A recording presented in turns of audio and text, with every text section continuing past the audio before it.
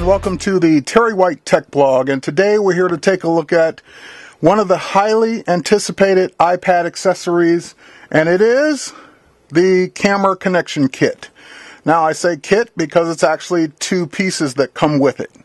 The first one is a dock connector kit or piece that will allow you to basically put in an SD card. So it's like an SD card reader for your iPad. The second one is a standard USB port, which is really designed to plug in your camera directly via the USB cable to your iPad. They give you both in the kit. You use whichever one you want. They're not, you don't have to use both of them. It's just whichever one is going to work for you.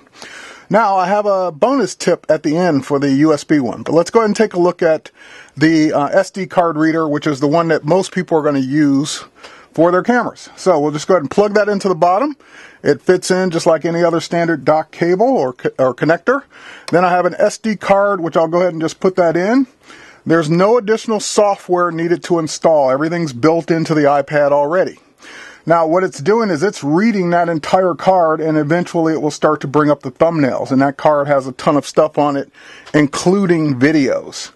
Now once it brings up those thumbnails, which it's starting to do, then you can decide which ones you want to bring in. So I had 3 checked off from before. Actually, it's telling me that those are in.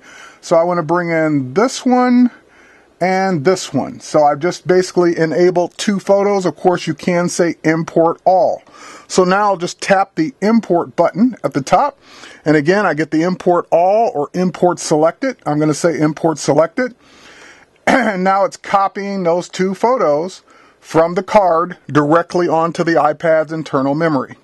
Now, of course, you're going to want to know, well, how much can it hold? Well, again, your iPad is either 16, 32, or 64 gig. Your cards contain whatever resolution photos they have. In this case, I'm actually importing RAW files. These are 12 megapixel RAW files from my Canon, my Nikon D5000. So I'm going to go ahead and say I want to keep those on the card when it's done.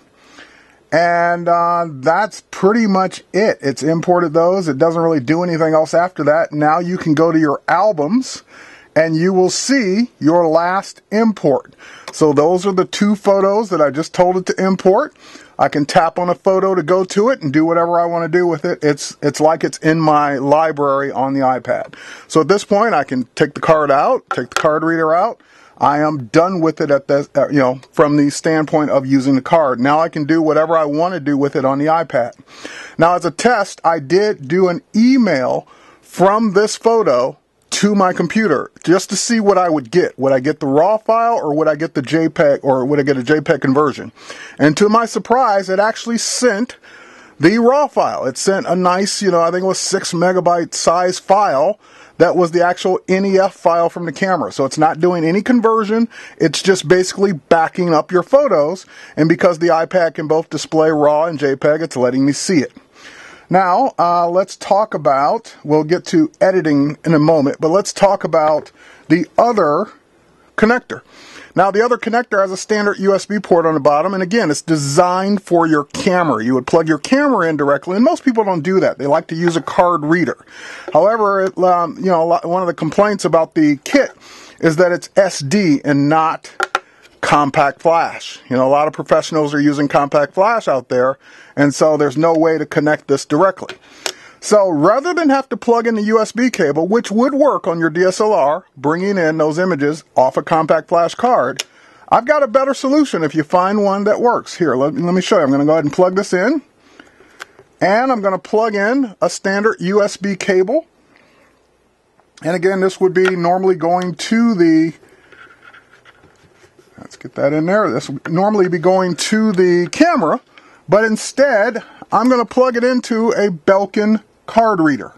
So I have a Belkin card reader here. I'll just go ahead and connect the USB cable up to that.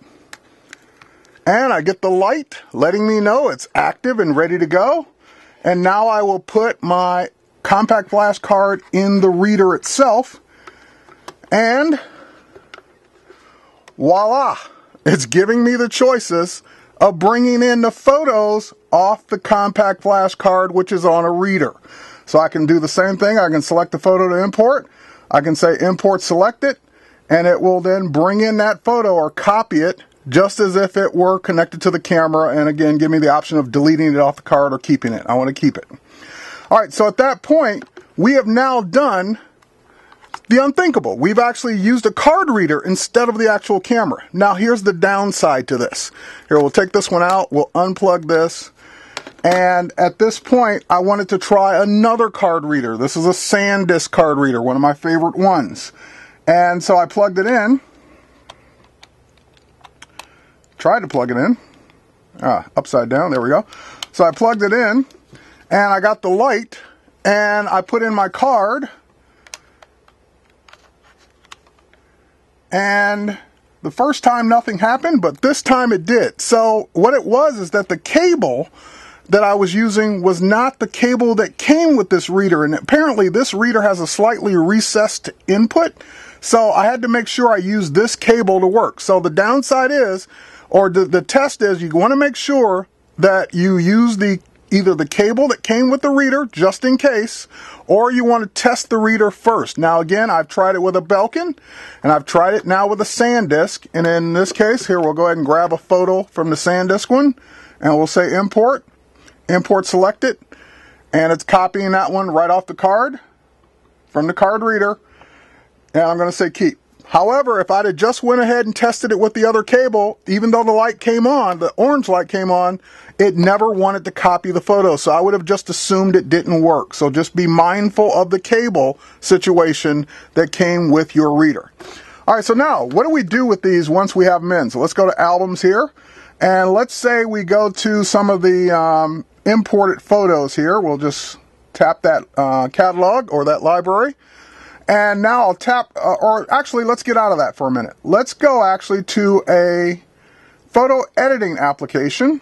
I seem to have a couple on here. There's Photoshop Mobile, for example. Now, this hasn't been updated for the iPad yet, so this is more of an iPhone app. But if I select the photo, I can go to my last import or all imported photos. I can grab one of those that I imported, and even though that's a raw file, I am able to edit it with the free Photoshop Mobile app. I can crop it, I can make adjustments to exposure, I can do all of these things that you would normally do inside of this app. So I'm just adjusting the exposure with my finger. Now, once I'm done, I can then save this photo to my drive, and it will actually, or actually to the internal memory, and it will save it as a JPEG, ready for me to email out.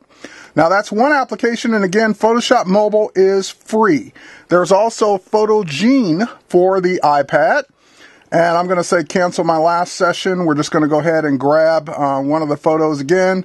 We'll grab this one of the Westcott booth over at Photoshop World, and again, I can do all the things that PhotoGene can do. So I can crop, I can adjust, I can do the things that this app does. And again, even though I'm working with a raw file, it's letting me do these operations. Now keep in mind, there's no Camera Raw yet for the iPad. There's no Lightroom yet for the iPad. And I would expect, or I would hope, that we start to see applications like that that allow me to do things like tethered shooting. Now, that's where this one comes in, because at this point, since it's a standard USB connector on the bottom, you would think you would be able to plug in your camera, you run an app on the iPad, and shoot tethered right into the iPad. But as it stands, until that comes along, you've got a great solution now for backing up your photos in the field, whether you're using SD or some other memory format, as long as you've got a compatible card reader. Now, you'll find links to this stuff on my tech blog at terrywhite.com as soon as this post goes up, which will be sometime probably Monday the 26th or 25th, whatever day that is. So, that's it for this episode of the Terry White Tech Blog in the field kind of report on the iPad camera connection kit. Thanks for watching.